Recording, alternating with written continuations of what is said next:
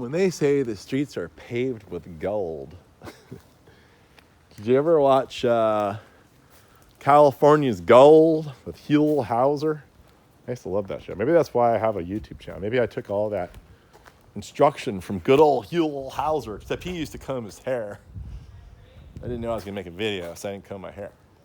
Somebody commented once, this guy never combs his hair. It's like, whatever. I'm not trying to get a girlfriend. I'm already married. But that's why I eat so many onions all the time. Keep the girls away. But I know I have videos on my beloved Tipuana tipu tree. But you know what? This is such a beautiful time of year. Such a beautiful time of year. Look, you can even hunt. Look at the bee. Look at the bee. Look at it. He's like, I don't care if the flower's on the ground or not. I'm still going to try to pollinate you. Right there. Look at that. Hugo, what do you think of Tipuana tipu flowering season? Do you like it? Because you sit here all day. This is where Hugo lives.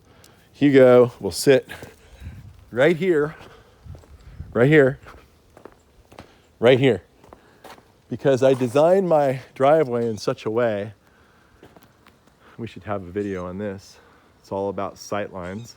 The driveway swings to the left, goes up, swings to the right, goes up, swings hard to the left, then a hard right. And it used to be, in fact, you could still just see, and I'll point to it so you can see it on the screen. You can see right there. See, there, that's the street. But I did this in such a way, I grew all the plants out this way and this way with the bend, so it's totally privatized. And so Hugo sits, he's a smart dog. He sits right here and he waits all day for his mommy to come home, who is my wife. So Hugo is the biggest beneficiary of the Tipuana tipu tree on hot days. It is such a gorgeous tree. I had a customer just the other day. They wanted shade as fast as possible and an umbrella over their deck. And their deck was like 10 feet above grade. And I'm like, okay, let's get a 36-inch box Tipuana tipu tree. I could even show you the email. Look, I'll even find the email. I'll show it to you. And then they freaked out because like in April, right now it's July 15th. In April, they freaked out and they called me up and said, hey, this tree's dying. And I'm like, no. Don't worry. Mr. Tipuana tipu loses all its leaves in April. Then he leaves out in May and June. Look, there's some hummingbirds up there too. Do you see it? They're having some good old times. And leaves out in May and June, and then produces the most beautiful ground floral display of just about any flowering tree. Reminiscent of maybe bougainvillea, or jacaranda does the same thing. But look at it looks like confetti. It literally looks like there's going to be a party here, and somebody came along and said, well, high budget party, and said, let's decorate this place with a bunch of beautiful blooms on the ground. And I do have a mow and blow guy who comes here. My wife fired me from mow and blow duties because I wasn't getting it done. And we were living in large amounts of debris. So she called the guy next door who does the mow and blow next door, and he does the mow and blow. But I won't let him touch any of my sacred plants. I do all that myself still, which is why nothing's been done for 2 years. But anyway, Tipuana tipu tree. Hugo loves it. It's native to South America. I have more videos on this tree, but why not? Now look, there's some kind of boring insect in here.